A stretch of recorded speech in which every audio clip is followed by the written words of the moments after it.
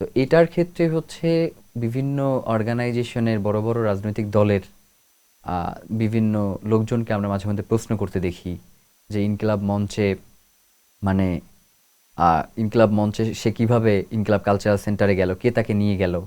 মানে এদের ক্ষেত্রে ব্যাপারটা যেটা হয়েছে, এই রাজনৈতিক দলগুলোর নেতাকর্মীরা তো আল্লাহর রহমতে পড়াশোনার ধারধারি না আর কি। তো এরা তো আজীবন হচ্ছে নেতার পিছনে দৌড়িতে দৌড়িতেই অভ্যস্ত, গাড়ির পিছনে।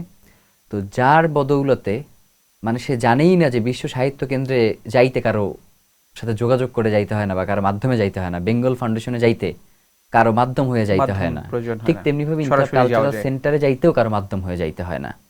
যেমন আমার সাথেও তো প্রচুর পরিমাণ লোকজন আসে, কথা বলে, আমি কি জানি যে কে কোন উদ্দেশ্য নিয়ে আসছে বা কার কোন উদ্দেশ্য রয়েছে।